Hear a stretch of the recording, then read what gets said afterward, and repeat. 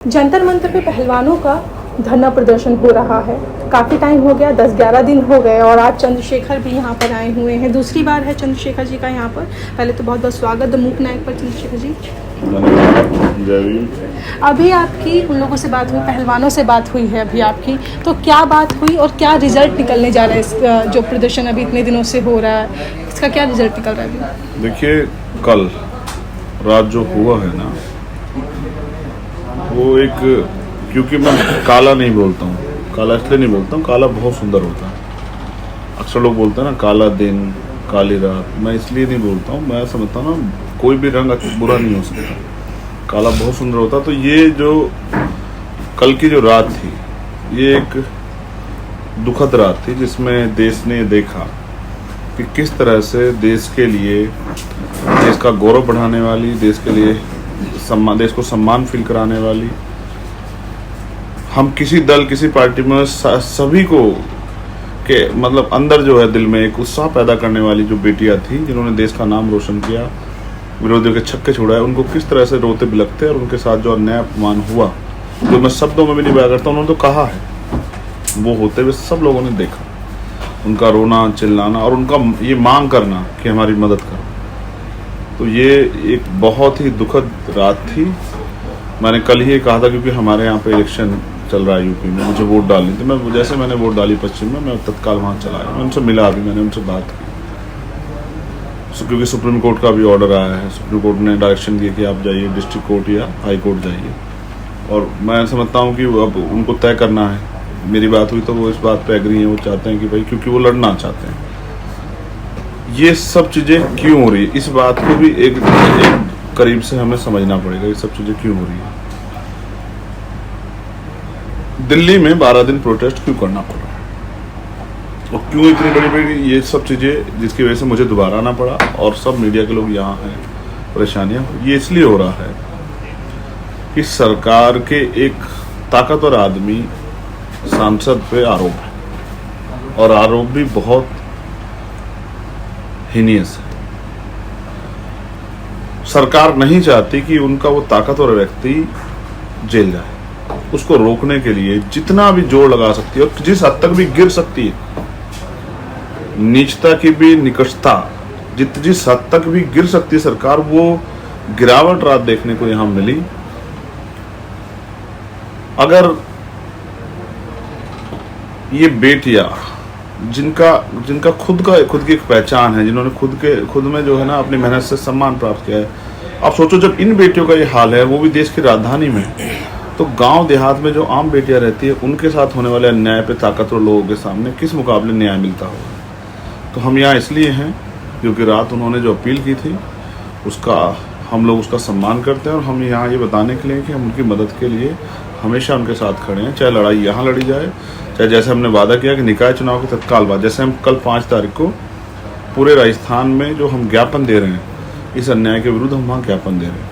हम सरकार से, वहाँ की सरकार के जरिए महामहिम राष्ट्रपति से मांग करेंगे कि ऐसे आरोपी को गिरफ्तार किया जाए और उन खिलाड़ियों का जो खोया हुआ सम्मान है वो उनको वापस मिले। ऐसी व्यवस्था जो है सरकार को करनी चाहिए। अच्छा, अगर ब्रिजभूषण बीजेपी से नहीं होते, किसी और पार्टी से होते, तो भी क्या इतना ही टाइम लगता है इन लोगों को इंसाफ लेने में? नहीं, फिर टाइम ही कहाँ लगता। देखो, बीजेपी में बहुत सारी महिला एमपी और बहुत सशक्त एमपी हैं, लेकिन आप भी देखो किसी एक सिंगल एमपी ने भी, यानी महिलाओं की परेशानी पे एक सिंगल लाइन भी बोली। ये बात इस बात को स्पष्ट करती है कि बीजेपी के लोग इतने मानसिक रूप से इतने मजबूत हैं कि अगर आरोपी उनके पक्ष का है तो चाहे कुछ हो जाए, उसने कितना बड़ा क्राइम क्यों ना हो, जैसे हाथरस में हमने देखा, इतना बड़ा क्राइम करने पे उसके आरोपी के पक्ष में पंचायत तो सब कुछ हुई, लेकिन फिर भी उनके एक सांसद ने एक सिंगल लाइन का स्टेटमेंट नहीं दिया, महिला होने के बावजूद। यानी कि महिलाओं का दुख एक तरफ है, बेटियों का दुख एक तरफ है, उनकी पहचान एक तरफ है, और अपनी सत्ता, अपनी पार्टी एक तरफ है। वो सब लोग अपनी पार्टी के प्रति समर्पित हैं, उनमें विवेक, उनमें समर्पण, उनमें जो है न्याय की भावना खत्म हो चुकी है। अगर ये आरोपी किसी और पार्टी का होता तो बीजेपी के लोग आज यहाँ, जैसे बेटिया संघर्ष करने से ज्यादा बीजेपी के एमपी, उनके नेता यहाँ संघर्ष कर रहे होते और चिल्ला रहे होते। कि न्याय दो, लेकिन अगर आरोपी उनकी पार्टी का है तो कोई फर्क नहीं पड़ता कि बेटों के साथ लाठियां चलें, चाहे उनको बारिश में जमीन पे सोना पड़े, चाहे उनको जो है अपमानित किया जाए, चाहे उनके शरीर को गलत छुआ जाए, इससे कोई फर्क नहीं पड़ता। ये कहीं किसी किताब में उनके दायरे में नहीं आता जिसपे वो बोल जाए। तो क्या लग रहा है कितना टाइम इनको लगेगा और कब तक जो है ब्रजभूषण को, क्योंकि एफआईआर भी बहुत मुश्किल से हुई है, कब तक गिरफ्तारी हो जाएगी, क्योंकि इनकी मेन मांग तो यही है। देखो, मैंने बाबा साहब अम्बेडकर का एक कथन है कि अन्याय करने वाले से अन्याय सहने वाला ज्यादा दोषी है। अगर हम इस अन्याय को आंखों से देख के चुप हैं तो हम भी बराबर के दोषी हैं। तो हमने कभी ये सीखा ही नहीं, ना हमारे परिवार से, ना हमारे संतों गुरु महापुरुषों ने हमें सिखाया।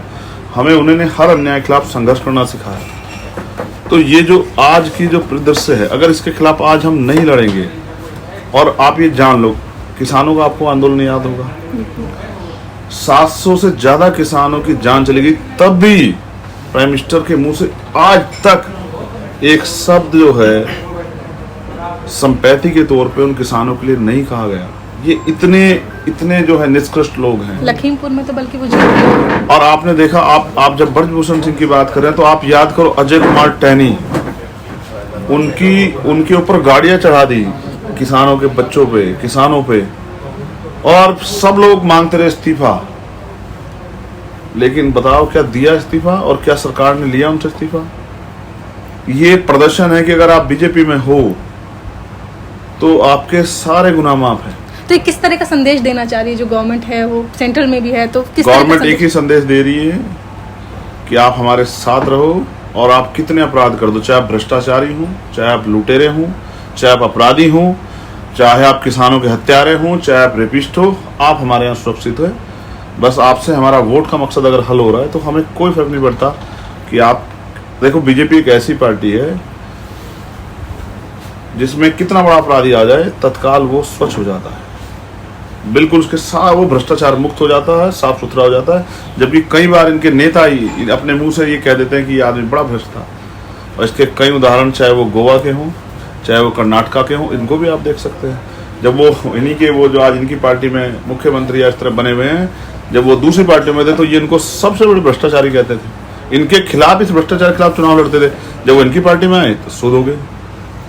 तो ये बीजेपी की कथनी करनी और महिलाओं का कितना सम्मान बीजेपी के लोग करते हैं, ये उनका स्पष्ट उदाहरण। और मैं फिर कह रहा हूँ, इस बात पे गौर किया जाए कि ये वो बेटियां जिनकी अपनी पहचान है, जिनका अपना समर्थन है, जिन्होंने दुनिया में भारत के नाम को रोशन किया, अगर उनको न्याय के लिए आंसू बहाने पड़ रहे हैं, 12 दिन बैठना पड़ रहा है, उनके समर्थन में इतने लोग आ रहे हैं, सुप्रीम कोर्ट के ऑर्डर के बाद एफआईआर हो रही, तो आप ये समझिए कि आम बेटी के लिए बीजेपी सरकार में न्याय लेना क्या मुमकिन है, या उसको उसके साथ कितना बड़ा अन्याय हो जाए उसको उस अन्याय को सहने के लिए तैयार रहना चाहिए। अभी आपकी जो है जितने भी पहलवान थे उन लोगों से भी बात हुई है, तो क्या बात हुई है अभी, क्या उन लोगों की प्लानिंग है कि अगर अभी नहीं सुनवाई होगी तो आगे क्या वो सोच रहे हैं, क्या मतलब आप लोगों ने? वो कोई नेता वेता नहीं है जो उनकी कोई प्लानिंग हो, वो तो खिलाड़ी हैं। एक ही मन में खिलाड़ी की एक ही चीज चलती है। जैसे नेता के मन में एक चीज चलती है कि हमारा राजनीतिक काम कैसे आगे बढ़े, जैसे सामाजिक एक्टिविस्ट के मन में चलती है हमारा सामाजिक काम कैसे आगे बढ़े, जैसे पत्रकार के मन में चलती है कि हमारी पत्रकारिता कैसे मजबूत हो, हमारी छवि कैसे मजबूत हो, और हम किस तरह से सच्ची खबरों को दिखा पाए। पत्रकार की बात कर रहा हूँ, ईमानदार लोगों की बात नहीं कर रहा हूँ। अभी आप ईमानदार लोगों के लिए सोच रहे हो कि ईमानदार लोग भी पत्रकार होते हैं, ऐसा नहीं है भारत में। उसी तरह से उनके मन में एक ही वो है, किस तरह से लड़ाई खत्म हो, अपराधी जेल चला जाए और वो जाके फिर से मेहनत करने का काम जो है वो करें, और अपनी जो क्षमता है उसका प्रयोग करके देश का गौरव बढ़ाने का काम करें। एक ही उनके मन में सपना चल रहा है, किस तरह से जो अन्याय हुआ है बच्चों के साथ, वो बच्चे सुरक्षित महसूस करें और बढ़ चढ़ के फिर से जो है देश के लिए मेडल लेके आए, वही उनके मन में चल रहा है। बाकी उन्होंने मुझसे कोई ऐसी एक सिंगल बात नहीं कही जिससे ऐसा लगे कि वो कोई रणनीति बना रहे हैं। हाँ, एक उनके दिल में डर तो पैदा हुआ है रात की घटना के बाद, जिस तरह का व्यवहार उनके साथ हुआ, उनके मन में एक डर पैदा हो गया है कि कहीं आजकल में उनके साथ कोई बड़ी घटना ना घट जाए।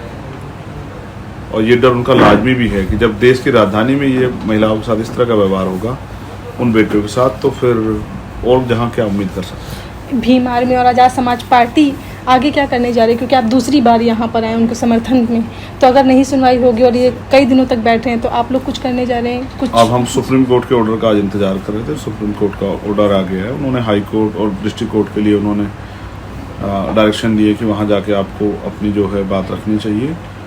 अभी को मतलब एज ए लॉयर मैं कह रहा हूँ ना, क्रिमिनल प्रोसीजर चलने वाला है, 164 के बयान होंगे और उसके बाद जो है बयानों में जो भी घटना है उसको, एक्चुअल घटना को जो है मजिस्ट्रेट साहब जानने का प्रयास करेंगे, वो सब चीज़ें चलनी है। उसके साथ साथ क्योंकि ताकतवर लोगों से मुकाबला अगर सामान्य आदमी से होता तो ये हो जाता, ताकतवर लोगों से तो एक जन आंदोलन के जरिए एक समर्थन जो है उनके पक्ष में जुटा रहे। इसके लिए कल हम लोग राजस्थान में, पूरे राजस्थान में ज्ञापन दे रहे हैं और जल्दी हम अन्य स्टेटों में भी, क्योंकि ये आंदोलन, ये जो अन्याय हो रहा है ये आम आदमी तक पता लगे कि किस तरह बेटी बचाओ बेटी पढ़ाओ की बात करने वाले लोग किस तरह से बेटियों को अपमानित कर रहे हैं। ये सच जो है इनका, जो जनता के बीच जाए, उसके लिए भी हम लोग प्रयास कर रहे हैं, क्योंकि भारत एक लोकतांत्रिक देश है। जनता के बीच में जब बात जाएगी और जब जन समर्थन खड़ा होगा तभी सरकार पे दबाव होगा।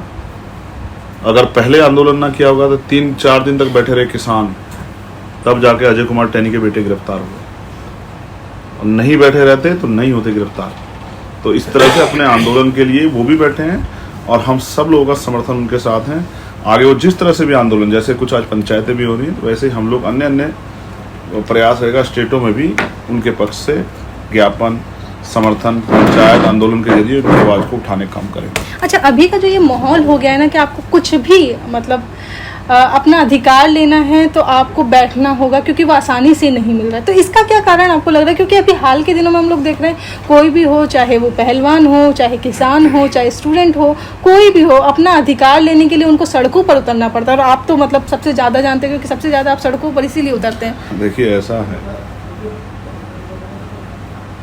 सत्ता आदमी को तानाशाह बना देती है। सत्ता का एक नशा होता है, जब वो नशा कहता है ना, वो जब नशा मनुष्य पे छाता है तो उसका विवेक नष्ट हो जाता है। तो जब नशा आदमी के ऊपर चढ़ जाता है तो वो उस नशे में ऐसे ऐसे काम करके जाता है जिसको, जो ना समाज में बर्दाश्त है, ना ही उसको वो राजनीति में स्वीकार्य हैं, ना ही वो किसी और चीज़ में स्वीकार्य हैं, ना वो व्यवहारिकता में आते हैं। तो ये जो सत्ता का नशा भारतीय जनता पार्टी के लोगों को चढ़ गया नीचे से लेके ऊपर तक।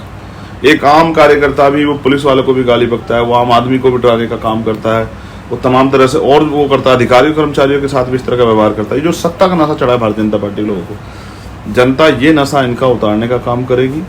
दूसरा, जब तक ये नशा नहीं उतरता तब तक इनको सबक नहीं लगेगा। अब जनता की सबसे बड़ी जो भारत के लोकतंत्र सबसे बड़ी शक्ति है जनता के पास, जनता ही अपनी शक्ति से इनके दिमाग, इनकी अकल ठिकाने लगाएगी।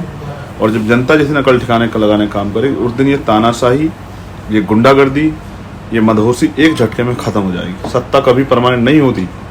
ये भी लोगों को जानना चाहिए कि लोकतंत्र में कभी भी सत्ता परमानेंट हुई नहीं है, और बुराई के ज्यादा हो सकते हैं 10 साल, 15 साल। भारत का इतिहास रहा है कि हमेशा असत्य पे सत्य की जीत हुई। 24 में लग रहा है कि ये जाएंगे। जैसा ये कार्य कर रहे हैं, जनता इनको वहीं छोड़ के आएगी जहाँ से आए थे। अच्छा, अभी आप निकाय चुनाव थे आज यूपी में, तो आप वोट देकर आए हैं, क्या लग रहा है वहाँ पे निकाय चुनाव में भी यही वापस आएंगे? देखिए, सत्ता का पूरा दुरुपयोग हो रहा है, और ये शहरी चुनाव है। शहरी चुनाव में जिन वर्गों को हम लोग ज़्यादा इन्फ्लुएंस कर सकते हैं, किसान हैं, कमेरे, तमाम तरह से जो एक बहुत बड़ा तबका है जो गांव में निवास करता है, जो ज़्यादा पीड़ित है, जो शहरों में बड़े कम पैमाने पर रहता है। फिर भी हमने प्रयास किया है कि हमारे जो साथी, जैसे आरएलडी से हमारा गठबंधन है, आरएलडी और हम लोग मिलके जमीन पे उसको मजबूत कर रहे हैं कि लोगों से समर्थन मांग रहे हैं। वोट तो एट द लास्ट जनता को ही करनी है ना, जनता जिसके पक्ष में वोट करेगी। लेकिन मैं आपको बीजेपी का इतिहास बता दूं, एमएलसी चुनाव हुआ, इन्होंने पर्चा नहीं भरने दिया, जो पर्चा जिसने भर दिया उसके बाद मारपीट की और फिर जबरन जितवा लिया। ऐसा जिला पंचायत अध्यक्ष के चुनाव में किया। ऐसा ही उत्तराखंड में मैंने देखा, हमारे 4 जीते जिला पंचायत को हरवा दिया। अब ये मुझे लगता है इसमें भी ऐसी तानाशाही करेंगे, जो विपक्ष और जीत भी जाएगा तो उसको भी, उसकी घोषणा भी अपने प्रत्याशी के नाम करा देंगे। कोई बोलेगा तो, क्योंकि पुलिस सरकार की होती है, वो लाठी बजाएगी, मुकदमे लिखेगी। ऐसा तांडव जो है उत्तर प्रदेश में, जैसा हमने रामपुर के चुनाव में देखा, विधानसभा चुनाव में, ऐसा उत्तर प्रदेश में देखने को मिल सकता है। क्योंकि भारतीय जनता पार्टी का कभी भी विश्वास लोकतंत्र में रहा ही नहीं, संविधान में, और हम संविधान के पहरेदार हैं। तो हम प्रयास ये करेंगे कि हम लड़ाई को लड़ते रहें, हम हार नहीं मान सकते, क्योंकि हम पे इसके अलावा कोई रास्ता ही नहीं है। आसान शब्दों में ये आएंगे या नहीं? तो ये तो जनता तय करेगी। हम तो प्रयास ये कर रहे हैं कि जनता हमें समर्थन करे। ये तो पहले भी आए हुए, अभी तक जो सरकार थी 2 मेयर को छोड़ के 7 बाकी मेयर सभी नहीं के थे। तो ये जो ट्रिपल इंजन की सरकार इस बार मांग रहे हैं, तो पहले ट्रिपल इंजन है, लेकिन ट्रिपल इंजन में मिला क्या है? ट्रिपल मिले इतने बड़े बड़े खड्डे। ट्रिपल इंजन में मिला है कि हाउस टैक्स में बढ़ोतरी कर दो, तमाम तरह के टैक्स में बढ़ोतरी करो, जनता को जिस तरह से लूट सकते हो दोनों हाथों लूट लो। ये दिया है सरकार ने। तो जनता में विरोध है, उस विरोध को कैलकुलेट करना है, उसको इकट्ठा करना है। अब समय ये आ गया है, हम सब लोग रिस्पॉन्सिबिलिटी है कि जो विरोध है उसको संगठित कर लिया जाए, और संगठित करके विरोध इनका, वो जो विरोध है उसको संगठित करके उसके जरिए निर्णय हो, तो भारतीय जनता पार्टी 2024 में भी सत्ता से बेदखल हो जाएगी।